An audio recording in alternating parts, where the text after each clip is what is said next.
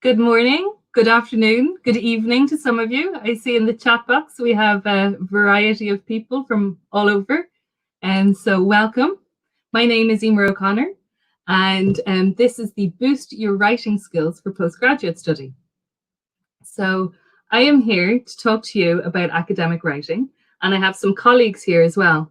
So I've got Cara, Orla, and Donna, who will be helping me out, and they'll be answering questions in the chat box and sorting out any technical problems. So I'm delighted to see so many people here and engaging already today. Now, if I can give you any advice from my own experience as a postgraduate student and as a supervisor, it is that you only get out what you put in. So this can take many forms, from engaging in activities and learning by doing, to taking time to reflect back on your own learning and development. So by being here today, you are engaging in active participation. You have chosen to spend your time, and by doing so, you're investing in your academic development. The graduate school is a supportive and collaborative learning environment, and we welcome you to ask questions and to challenge yourself and to challenge us.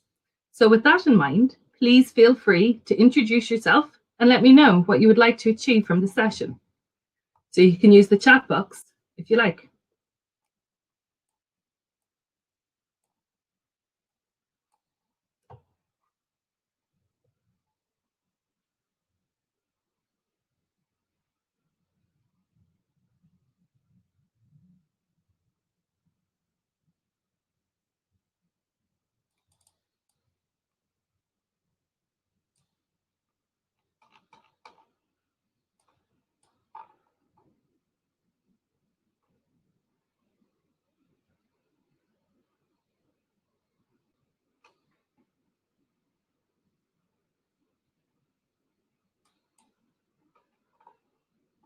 So, anybody liking to share? Good morning.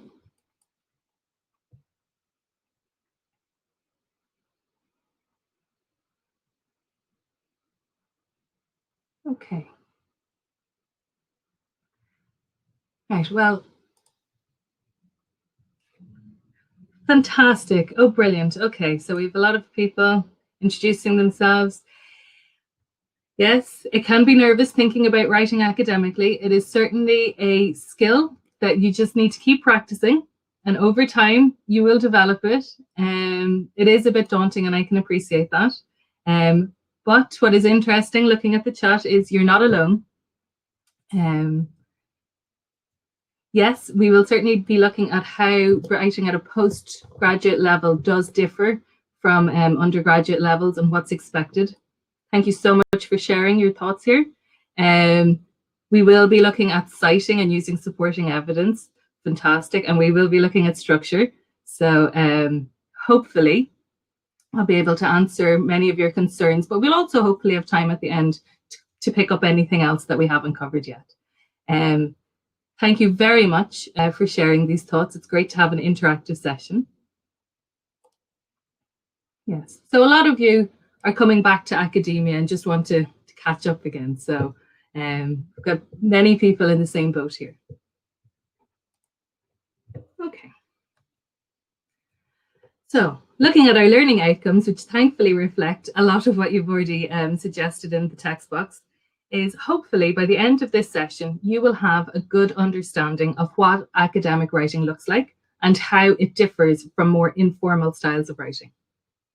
You should appreciate the importance of academic arguments and know how to construct these. Further, you should know how to incorporate the work of others and attribute these appropriately. And finally, we're going to briefly look at editing and proofreading, and hopefully you'll see that this is an important process that involves a lot more than just running a quick spell check.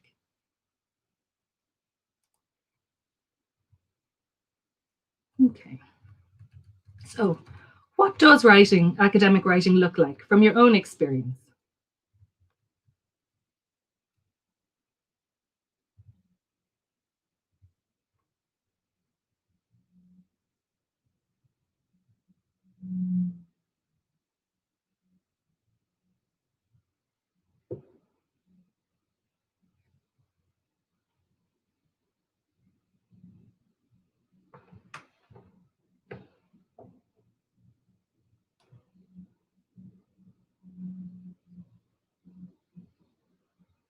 Yes, that's brilliant. Formal, lots of citations. Yes, I can see this is an area of concern for people. Follow articles that are attractive to my work. And yes, professional writing on a specific subject. Excellent. I love seeing citations come up over and over again because this is a very important part, which we will cover. So thank you. In any form of communication, the target audience plays the important role in determining the delivery, content, and style. So in academia, we are usually writing for a specialist audience, and so we follow a formal style and structure, and we often use highly specialized or technical language. Now, at postgraduate level, you are expected to produce sophisticated arguments and set these within a wider context. So you need to balance a variety of viewpoints and consider evidence from different sources. You'll need to find your own academic voice. So your academic voice will emerge through how you structure your writing, the language you use, the evidence and information you choose, and how you discuss and evaluate this in relation to the wider literature. Don't worry, we will touch on some of these throughout the session.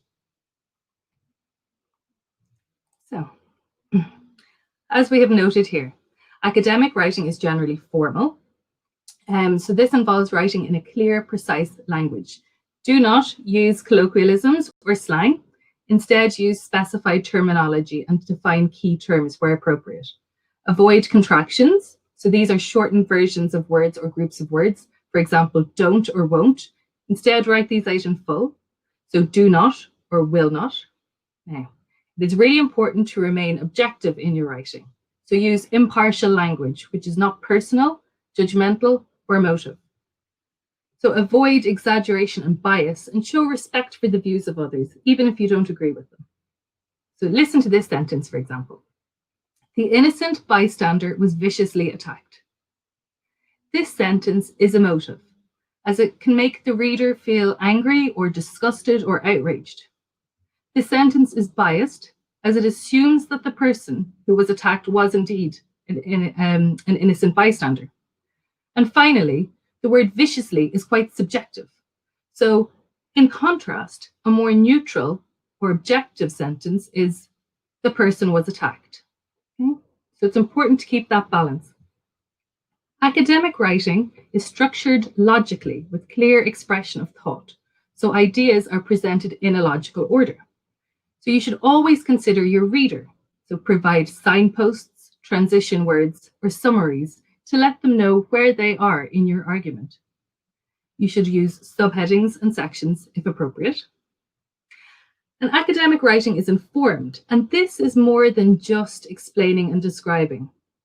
It shows a greater, more critical engagement with the subject matter. So there should be clear evidence of your extended reading and understanding of the topic with clear connections between ideas. So you need to ensure your argument is grounded in the literature and supported with appropriate sources. So we will be covering this. And this is where we're going to be looking at citations and referencing. So that's a lot. There's a lot to consider. We're going to start now at the very beginning. So we're going to look at a variety of just basic steps that we need to consider when writing academically. In my experience, I feel we're expected to know and understand the conventions of academic writing, but we're very rarely explicitly taught these. So that's why we're gonna start from the beginning here. Let's have a look at this sentence. These two sentences even. Which sounds more formal to you? I'll let you read them, and then if you want to share your ideas in the chat box, that would be great.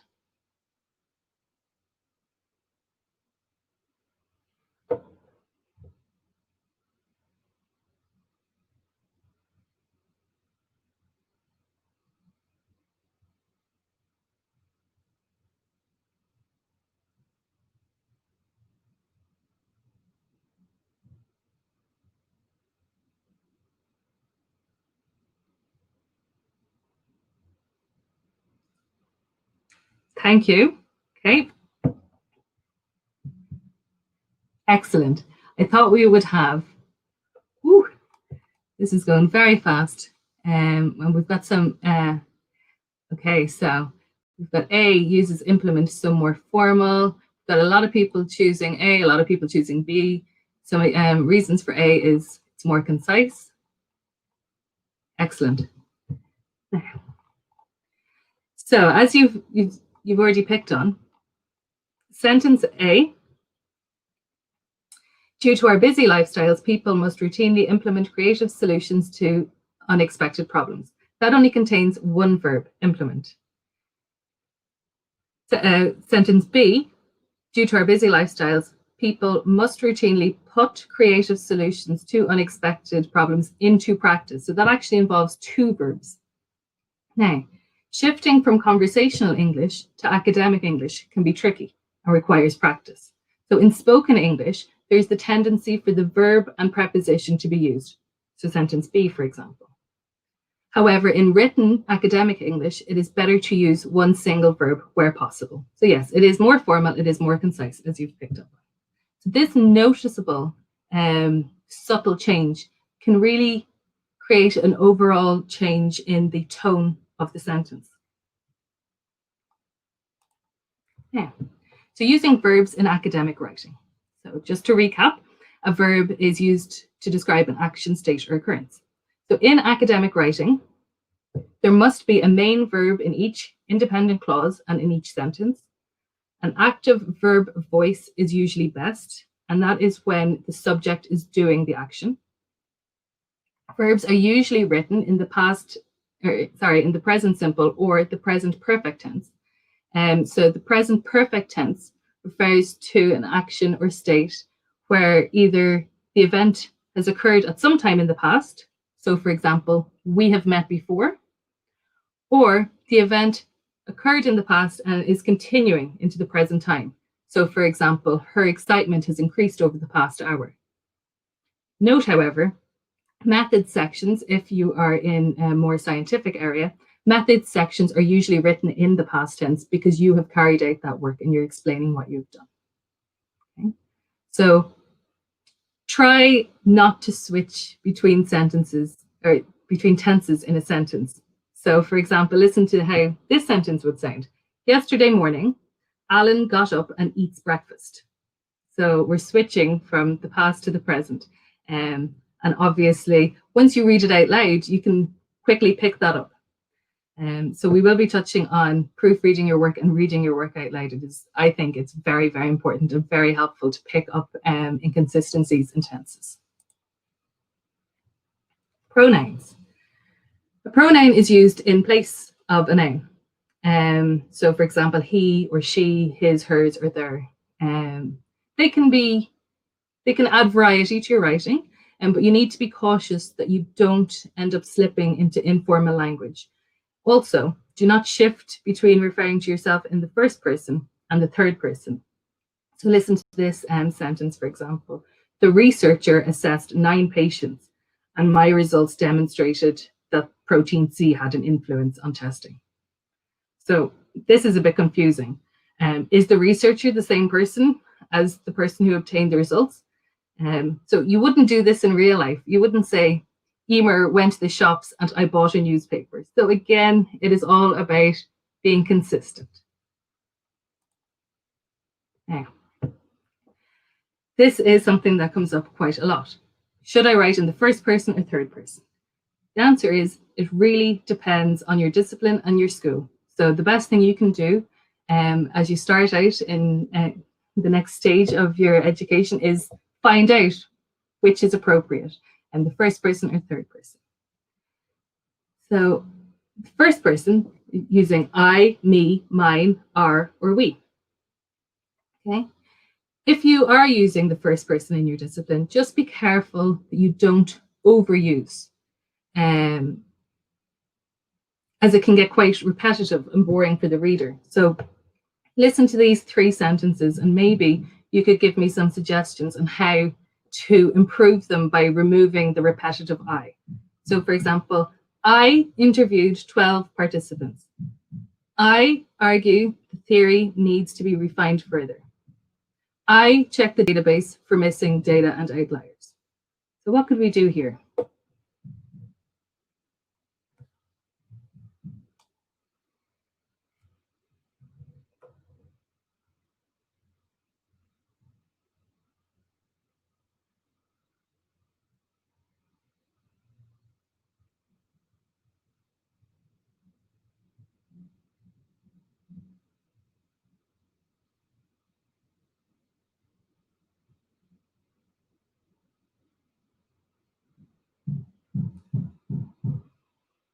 Commas would certainly break up a word. I know it's difficult because you can't visualize the word. It's actually the sentence. It's actually on my next slide.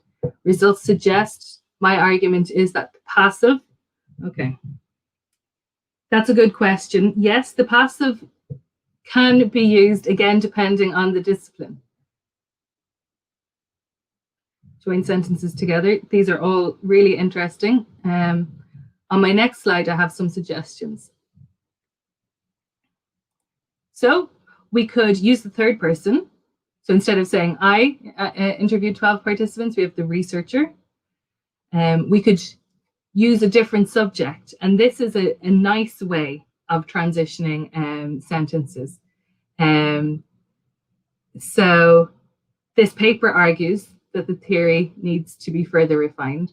Or, as you have suggested, using the passive voice, the data set was checked for missing data and outliers. So there's lots of different ways. Or yes, if you had multiple sentences starting with I, you could combine them and use commas appropriately. Okay, perfect. We're now going to look at third person pronouns. So third person pronouns in English are gendered. So he and him, she or her. Gendered pronouns should not be assumed and can create unintentional offense. So honestly, the best way to avoid any unintentional offense is just to use the plural subject, they or their. Older academic work, so pre-1960s, demonstrates a tendency to use masculine pronouns, so him or he, and masculine nouns, such as mankind or chairman. Okay, so masculine pronouns as the dominant discourse is biased, and gender-neutral language should be used wherever possible, so humankind or chairperson. So just take that extra step just to be careful that you're not causing unintended offense. Now, pronouns to avoid. Demonstrative pronouns, so this is this, that, these, and those. These are useful in that they can help you single out something within a specific context, but can create confusion if you have a very large body of text. And if you keep referring back to this or that, it's very difficult for the reader to understand which this or that you're actually talking about. So it's better just to be clear and use, just cite the author's name appropriately. Second person pronouns. It is not common at all to address the reader in any discipline. So you would not refer to you as the reader. You, your, or yours are second person pronouns. Okay. So now we'll move on to sentence structure. Cultural conventions of sentences in academic English are that sentences are concise, contain only one point, and are grammatically complete. So here is an example of a common error. Although the results of the study was inconclusive. What is wrong with that sentence? Although the results of the study was inconclusive.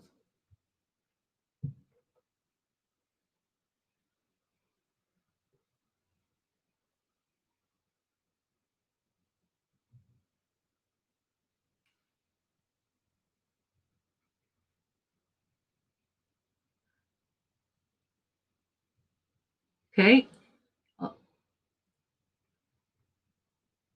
I think I didn't. Okay. Maybe I'm not articulating. So I actually have it up on the next slide.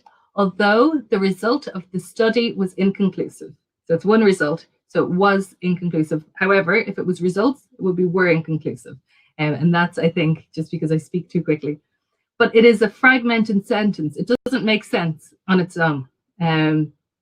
It's incomplete. So yes, thank you. Don't start with although. That is correct, Sarah, because there is no point, there's no further elaboration there. So although the result of the study was inconclusive, the committee decided to implement the policy. Now we have a complete sentence that makes sense. Okay. Yes, Sinead, the alternative would be just say the result of the study was inconclusive, and that would be a complete sentence. Excellent. Okay, another common error is subject-verb agreement. Subjects within English sentences are either singular or plural. A single subject needs a single verb, and a plural subject needs a plural verb. Now, collective nouns, such as team, or family, or class, require single verbs if acting as a whole, and plural verbs if acting as individuals. So, the jury has reached a decision. In this example, the jury is acting as one unit, and therefore the verb is singular. The jury have been allowed to go home each day. In this example, the jury is acting as 12 individual members, and so the verb is plural. Now, I know this can sound, that sentence, the second sentence, the jury have been allowed to go home each day, can sound a bit strange. So if you are unsure of whether to use the plural or the single verb, you can always add members of before the collective noun and then use the plural verb because members is plural. So your final example there, the members of the jury were allowed to go home each day. So that's a nice way, if you're ever unsure, just put in members of or whatever would be appropriate to the words that you're using.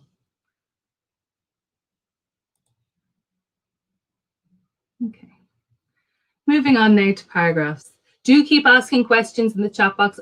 I might personally not be able to answer them as I'm going, but my colleagues here are doing a great job. And I really want you to get the most out of this session. So please keep asking questions and hopefully we'll have time at the end as well. Thank you for engaging. This is great. Okay, so a paragraph is a group of connected sentences that generally make up, again, one main idea with a group of supporting sentences. So usually you have three parts to a paragraph. The introduction should usually sort of establish the topic or theme of the paragraph. It helps the reader to understand what you're going to discuss, and it also allows you as the writer to develop your argument. Supporting sentences then give details about the topic. They can expand on the main point, they can offer explanations, give examples, and additional details. A concluding sentence summarizes the paragraphs or may provide a link to the next paragraph or discussion. So paragraphs have clear structures just as sentences have clear structures. Now, this always comes up. How long should a paragraph be? Now, there's no set length for a paragraph, but it is possible to have a paragraph that is too long or too short. So if your paragraph is too long, organize your writing so that your ideas are developed sequentially and logically. Try to develop some balance in your work, and that's where a mind map or a structure plan, which we'll cover next, will really help. Brilliant. I see people are making suggestions. There are so many different tools that you can use. Point, explain, example. You could add link, PEL, link to the next paragraph there too. Fantastic. If your paragraph is too long, look and see whether you're covering more than one point in it. See if you could actually split this into two shorter paragraphs. If you find your paragraph is too short, there's usually a reason for this. Either you haven't developed your argument sufficiently or provided enough evidence or detail, or it's super frivolous. Ask yourself whether the point that you were trying to make in this short paragraph is actually adding to your argument, adding something new. If it is not, then just remove it. Tips for writing your paragraphs. Have one and only one point per paragraph. Highlight that key point Explain and then support with relevant examples or evidence. Select the most important and relevant. It's so important to get the relevant examples into your argument. If you use too many, it just looks like you're adding in padding. You don't know which is the most important. So it is down to you to decide which examples you're going to use and keep them limited. And then link your paragraphs where appropriate by using transition terms. So transition terms such as similarly or conversely. So it's just a nice link between paragraphs to help the reader see where they are in your argument. Now, so before you start writing, it is useful to think about the structure of your work. This can help you to decide what are the important points that you are going to cover. So when you're starting a new piece of work, just ask yourself these simple questions first. Is there a word count? Okay. It might seem obvious, but once you have your word count, then you know where to expend most of the words. How many points are you going to cover? How many points can you cover in that word count? How will you structure your main body? How will you link your paragraphs and signpost? And what is your conclusion? Okay. It's useful to have all these things in mind before you start writing. So I keep saying, think about mind maps or structure plans. I'm going to give you an example now of one. This is an example of a mind map. So the theme here is tennis. The author has identified some subtopics that they believe are important if they were going to discuss tennis. So we have principles, tournaments, surfaces, scoring, shots. Now, remember, this is the very, very first starting point. And this early idea may not include everything in your final write-up. Okay? It probably shouldn't include everything in your final write-up. The idea here is that you're exploring all possible points and picking out what is relevant to your argument. So that's why a mind map is really useful before you actually begin to write. It's good to know what information is there, and then you pick out what you think is most important. A structure plan is similar. You may have heard of the egg timer technique. So in most academic writing, you'll have an introduction, a main body, and then a conclusion. So you usually start off broad in your introduction, and then you become more focused into the actual topic that you're discussing in your main body. And then you kind of branch back out again in your conclusion. So you need to bring your argument back out into the literature and link it in to the final literature. So also, it's important to note that depending on the length of your essay or paper, you may have more than 1 or 2 paragraphs in your introduction and conclusion. So that's why it's useful to think about your word count before you start. Okay, so the purpose of the introduction is really to situate your writing within the literature. And you do this by providing a context and an overview of the general topic. This should be a rationale for why you were focusing on what you were focusing on, or an answer to a question. If you're asked to write an academic essay, you might be, addressing a problem or answering a question. You should then finish your introduction with an introduction or an indication as to how your argument is going to be balanced and structured. So basically, the reader should know what you were going to discuss and when you were going to discuss it. But here you need to be careful to signpost rather than list, this section will cover this section will cover that. You don't want to bore the reader that way. So here we have an example of an introduction, which I have adapted from the work of McCormack and colleagues. So we have a general context of the literature in red.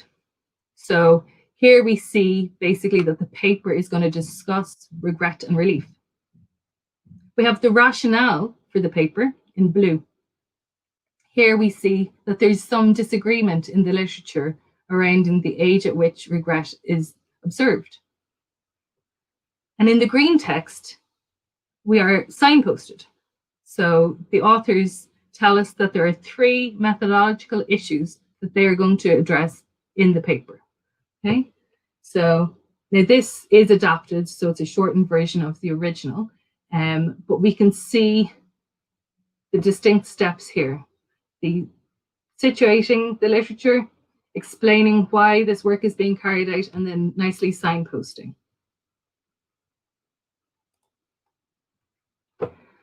Now, our main body, this is where most of your words go. This will include your key points and your main argument. Here, you will need to divide your topic into smaller areas to be addressed. So you'll be creating a hierarchy of topics to be covered. Now, this again should neither be too wide. You don't want to cover so many things in little detail without having any links between them. You don't want it too narrow.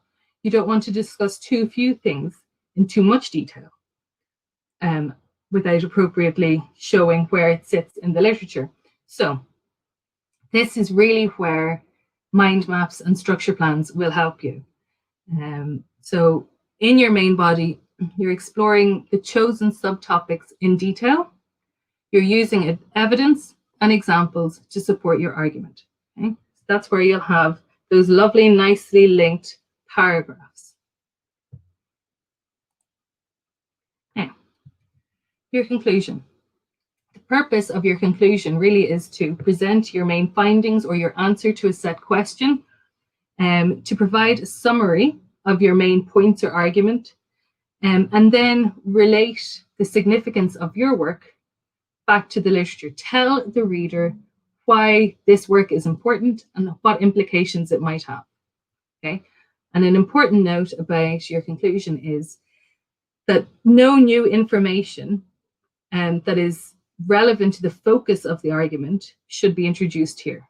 Okay, so if you wish to make a new point, then you do that in the main body. You don't include new points into your conclusion. Okay, and here we have an example of a conclusion. And again, this is adapted from Feisler and Paraphrasing. So in red, we have the main findings of the study. So they indicate that potential best practices for researchers observing and analyzing data. We have a summary of some, again, because I've adapted it, some of the key points and arguments are made in blue. So we can see here that the authors are arguing that there are a lot of issues with the ethics and consent in this area. And the green text points to areas of future research. So it's telling us the implications of the current research and how it can inform the literature. And in this case, the authors are suggesting that we need to consider ethics more when conducting research in this particular area. So it's nice to visualize while you're reading other people's work, try and see, just note their structure and note where their context is, note where their rationale is, and that will really help you when you're then putting this into practice. Okay, so criticality, you'll hear this come up over and over. Criticality is traditionally associated with thinking and developing cognitive skills, such as analysis and evaluation. However, it is an important element, but it is more than just a skill. Criticality is an approach to studying, and it defines academic work.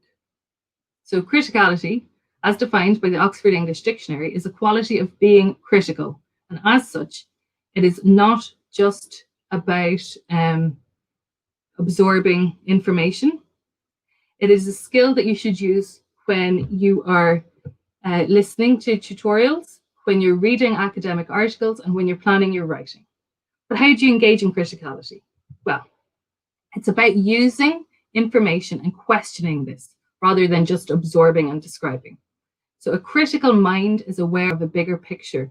It locates information or ideas and then links it to the broader contexts and develops an understanding of this information. It also critiques what is being learned as it is being discovered and establishes whether there are weaknesses in an argument or identifies other pieces of information or work that provide contradictory statements or evidence. Okay? So it's bigger picture than just describing. And this is what we're talking about when we're talking about writing at postgraduate level. Practicing criticality is vital at postgraduate level. Okay? It will provide you with problem solving and analytical skills, which will obviously help you in your writing, but also these are skills that employers will be looking for. So what does it look like? Well, Cotterill, and I have a reference to this at the end, has a really useful handbook just discussing critical thinking in particular, or critical writing in particular. So we have an example of what descriptive writing is on the left-hand side of the screen and what critical writing is on the right. And you can clearly see the difference. Critical writing is a much deeper level of understanding. So descriptive writing states what happens, whereas critical writing identifies the significance of what happened. Okay? Descriptive writing would list details or give the story so far, whereas critical writing evaluates the significance of these details and compares this information. So I noticed somewhere in the chat box, somebody was talking about comparing and contrasting, and that's what we're doing when we're writing critically. Descriptive writing, it's just stating links between things, whereas critical writing tells me, the reader, why those links are important. What is the relevance of those links in regard to the argument? Okay? So this is a really good way of seeing the difference between simply describing and actually showing an in-depth thought process in your critical writing. So, and finally, instead of giving information, critical writing draws conclusions and evaluates. And this is only a snippet of some of Cotterill's work. So there's plenty more out there if you do wish to pursue it at a later time. Okay, so we can't just launch into a critical argument. Right? We first must include some description of the topic. So description helps us to put the topic into context, define specific terms, and develop important points. So questions such as what, who, when, where, and why will allow you to consider every aspect of the topic. Now, we're going to move on to engaging in that critical writing. So we do this by analysing and evaluating. Analysing allows us to examine the topic, give reasons and provide explanations for how this part fits into the whole. It allows us to present comparisons and contrasts within the literature. That's where you're making your arguments. And it shows relationships across or between disciplines. So questions such as how and what if help you analyse the topic critically. Now, the other aspect is evaluation. Evaluation is essential as it allows you to judge something in terms of its success or failures or strengths or weaknesses in relation to your argument. You can define the value of other work in relation to your argument and the literature as a whole. It also allows you to consider wider implications, and evaluation kind of naturally leads on to your conclusions anyway. So questions such as so what or what if can really help you critically evaluate a topic. But what does it look like? So here we have some examples of critical writing. I won't go through them all, but on the left we have, although our understanding of ABC has been informed greatly by research conducted by Y, the contribution of, and then the argument would continue. These sentences on this slide are not just descriptive, and I hope you can see that. Instead, they're analysing the literature by comparing and contrasting different pieces of work and identifying the strengths and weaknesses within these. They also make links across different pieces of work to feed into the broader argument. Okay? The other thing I would like you to note would be the use of transition terms in discussing other people's work. So here we have, although our understanding of ABC, or however. So this is continuing a debate, and that's what your academic writing is. It really is continuing a debate. I see this great question. Would it be correct to say stage 1 is completed in the introduction, stage 2 in the main body, and stage 3 in the conclusion, or is that oversimplifying? Great question. Yes, you could look at it that way, but also within each paragraph, you could look at it as description, analysis, and evaluation. So within each paragraph and within the broader body, or the whole essay or paper that you're writing. Yeah, that's a really great link. Thank you. Okay, tips for constructing your academic argument. Think about the strengths and weaknesses of the debate or theory. Evaluate the sources of these arguments. Are they reliable? Are they valid? Who agrees with these? Who disagrees with these?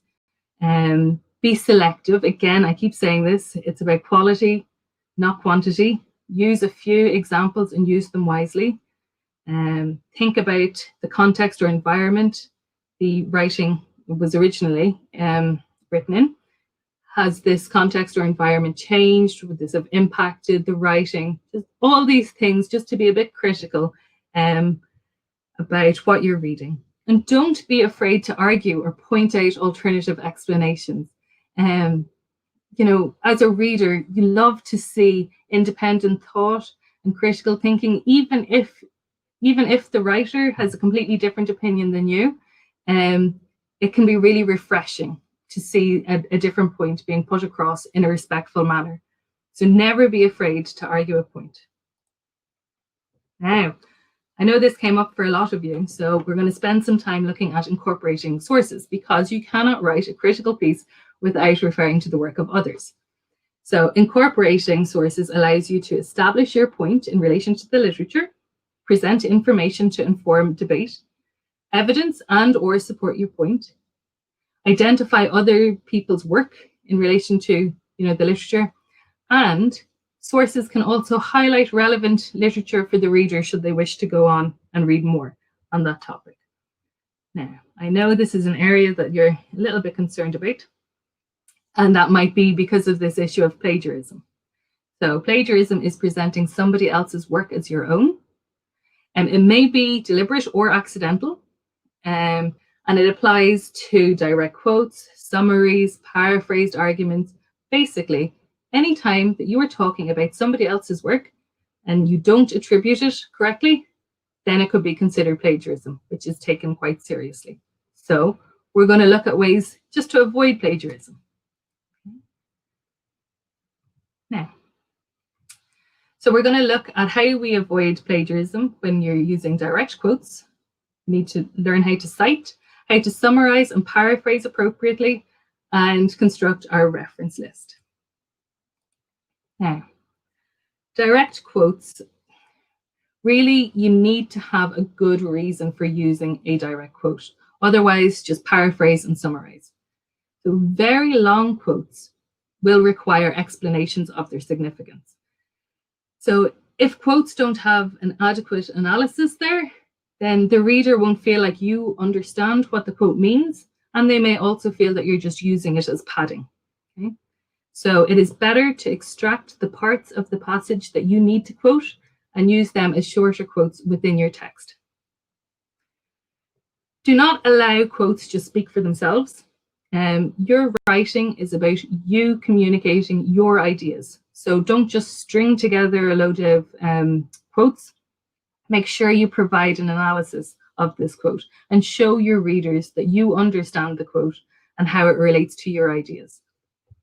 So you need to cite quotes as these are not your own work. And at the bottom here, we have an example. So we have Sterling, and then we have Harvard referencing. So we've got year and the page from that quote, notes that, and then in our quotation marks, we have the full and complete quote. Citations. The citation tells the reader where the information actually came from. Okay. So here we have an example. So the populist theory to democracy has been clearly documented. Fau and Monk suggest 3 tests that should be applied in order to assess the robustness of democracy. Now, here it is clear that Fau and Monk are the people that are arguing that 3 tests should be applied. It is not the writer that is suggesting these. the writer is saying that Fau and Monk suggest that these three tests should be applied. And that's how you attribute that information appropriately to the original authors, so Fau and Monk. Now, this might be an area that people are concerned about, summarising and paraphrasing. So it is sometimes really hard to say the same thing in different ways. There's only sometimes so many ways you can say something. So when you're discussing somebody else's work, you need to be able to discuss and evaluate it in your own words. So summarising involves putting the main ideas into your own words, including only one main point. So the main points of the author. Paraphrasing involves putting a passage from a source into your own words. So they're quite similar. Now, you need to be careful that you're not plagiarizing. So first, read and reread your source until you understand what it is saying. Then, write out the relevant information from this source. Now, you might still be using the same words and phrases from the original source, so try put that away and rewrite it in your own words. And you need to incorporate this into your own style of writing. And this will help you create your overall argument. So what's important here is you do not include your own ideas when you're paraphrasing or somebody else's work. You need to make it clear that that work belongs to somebody else. You can give your own ideas or show the significance of that work after the paraphrase. Okay? So again, you also need to appropriately cite summaries and paraphrases, as these ideas are not your own.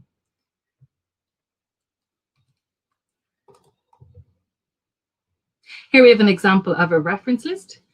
This is the reference list for today's session. So any of the sources I've discussed are here. A reference list gives the reader details about the original sources and where they can find them. It's slightly different to a bibliography, as a bibliography will also include maybe materials that the author has read but hasn't explicitly discussed in their writing. Okay, top tips for referencing. You do not need to cite information that is common knowledge. So for example, an equilateral triangle is a triangle with 3 sides. That's common knowledge. But if you're ever in doubt, do include your citation. Okay. Find out which referencing style your school or discipline uses. Do that early on so that you can get in the mindset of it. Take time to look at reference lists and in-text citations in the literature that you're reading, in any documents provided by your school or discipline. You can learn how to identify good referencing just by absorbing it through, academic work. And please do, honestly, get into the habit of citing and updating your reference list as you write. This is a big thing that people can fall down and they think, oh yeah, sure, of course I'll remember where I read that. And then 2 weeks later, they've lost the reference and have to then remove it from their discussion. Use resources that are available to you. At Queen's, there are so many resources, from the graduate school to the library to your own school. There are plenty. And it is a practice. Learning how to reference is a practice. Okay, so we're coming to the end of the writing process. So you've done the hard work and you've got your draft argument. Yes, it is still a draft, okay? There's a little bit more work that you need to do just to really polish off your final piece of work. I know you might be sick of looking at this draft, but the more effort you can put in here in your final editing and revision proofreading stage, it'll really pay off. Okay? So do take the time to proofread your work. So when editing, you're checking for academic accuracy. You're refining your argument and reviewing your discussion. You're also removing redundant or repetitive points. Remember, each paragraph should be making one clear point. If you've got 2 paragraphs making the same point, then you're just eating up your word count unnecessarily. So either merge them or remove one of the paragraphs if it's not adding anything new. Okay. This step also allows you to check for consistency in your argument and check the structure. Make sure for example, you're not bringing in new points into your conclusion. Proofreading. involves just making sure that you've used the correct tenses, verbs, looking for homophone words. And these are words that are, they sound the same, but are spelled differently. So for example, the number 2, TWO, the word to, TO, and the word to, TOO. Because spell checkers won't pick these up necessarily. So you do need to put in some effort here and don't rely just on spell checkers. Look for consistency in your nouns, your tenses, just make sure you're gender neutral language, things like this. And also check that your citations are accurate and that you have a full and complete reference list. Okay. Tips for editing and proofreading. Please allocate time for this, right? 1 hour before submission is not enough, okay? You need to allocate time a good couple of days before the submission date to proofread, because you may find that you have to revise, a paragraph or two. And then obviously you have to proofread and redraft again. Check for your consistency, redundant words, and repetitive words. We all use specific words over and over again, so do try keep an eye out for that. Ensure your structure, signposting, and links are clear. Don't rely on the spell checker. And the best tip I can give you for proofreading, and I know it sounds strange and you'll feel a bit weird doing it, but this is what I do. Read your work out loud. This will help you pick out awkward sentences or incomplete sentences, but also read your work out loud and out of order. So maybe start reading your conclusion and then read your introduction and then read your main body, because this tricks your brain a little bit, because your brain already thinks, oh, sure, I wrote it. Of course, I know exactly what it is. This little trick can really help. Now, I'm going to leave this slide here while I'm going to keep an eye on the chat box for any questions coming in. But what I suggest you do is have a little think about what your own strengths are and what your areas of development are. I strongly encourage you to use feedback that you've been given. I know it's daunting looking at feedback, but it is there to help you improve on your future work. So if you have feedback from previous years of work or just from colleagues or anything like this, do seek it out. And as you embark on your next journey, think about the resources that are available to you. We hope that you come to Queen's. If you do, we have the Graduate School, which provide one-to-one individualized support sessions and training like this. We have the library, we have your own schools will be providing training. So there are so many resources available to you. Make sure you're aware of what's there for you. Well, keep an eye now on the chat box because we do have just a few minutes for questions. So I see one here. Okay, so Mitchell has said, say, for example, different points in your paragraph came from the same material. Is there any need to add your reference more than once and at the end of each sentence? Can you just, okay, I understand why you've been given conflicting answers to this. Sometimes it depends on the discipline and sometimes it just depends on the tutor. And this is why it is so important when you start off in your new journey. Do find out the conventions, find out what academic style, referencing style they use, and whether there's any specific adaptations to it. Mitchell, if in doubt, I would say just keep referencing that same author. But your best bet really is to check with the person who will be reading your work, or indeed, if you are publishing academic work, a journal will list their referencing style. That is a great question, and I don't have a yes/no answer to that one. Yes, Jennifer, I would argue that a master's dissertation is more advanced than an undergraduate dissertation, and that's because you're really making it your own rather than just describing what's already there. So this is where that level of critical thought, critical engagement in the literature really makes your work stand out. I could read maybe 20 undergraduate dissertations and they're all pretty much the same, whereas if you read 20 master's dissertations even on the same topic, they'll have brought in different sources of materials and argued them in different ways. So Yeah, it's just a level up. Great question.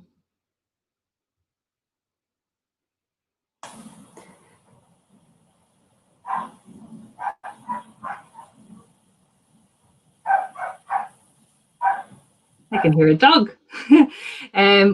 Orla, I will find out whether the slides will be available to print out. Sorry, that's a dog in my background. Just Emer, I was picking up on a question that Sophie asked earlier. It was around the mechanics of the paragraph. I know you addressed the issue of contrasting evidence, and I think it was more about, is a contrasting view a separate idea that requires a separate paragraph, or would you put them kind of together in one place? That is a great question. And again, it depends on, I suppose it'll depend on what your argument is and how big it's going to be. So it could, if it's all linked in under the one main point, you could compare and contrast within the same paragraph if it's concise to do that. If, however, the point is more elaborate and you need to detail one area of research and compare the second area of research, then it could probably be two different paragraphs that are then linked with those transition words, such as conversely. So you could have paragraph one highlighting a strength of a study, for example, and then the following paragraph highlighting weaknesses of that. And again, obviously linking in with the literature.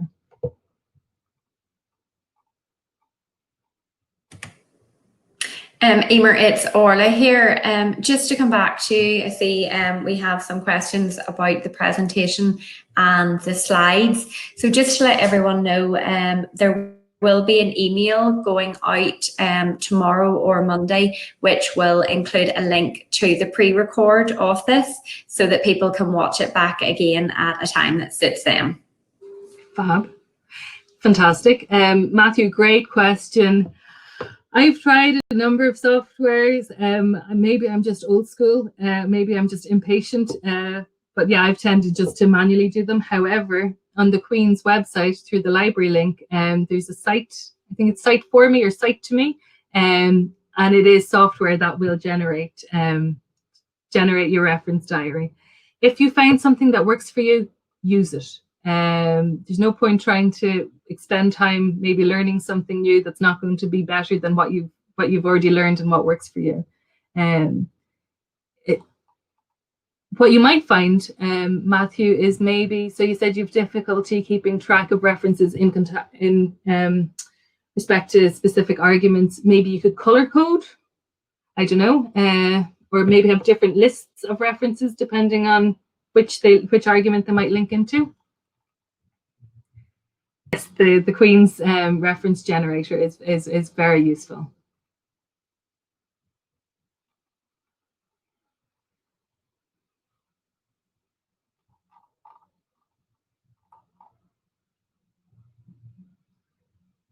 Thank you for inputting, Fiona. This has been just really interactive and helpful. There's nothing worse than just talking to a screen. So I really feel that I've met you in this virtual place, and hopefully we will meet again.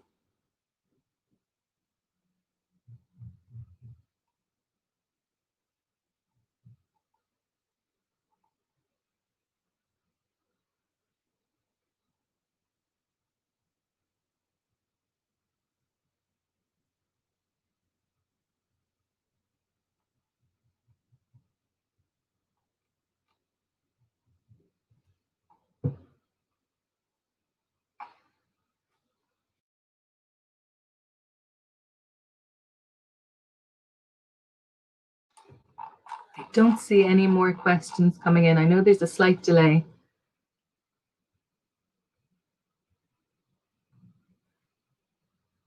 Okay. Thank you all very much for your participation.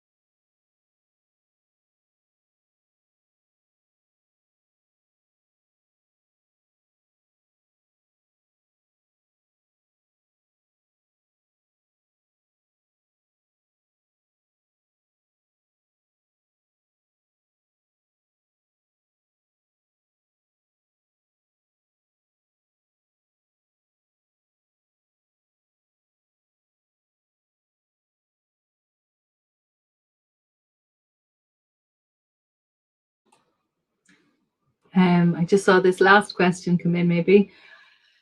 Aaron,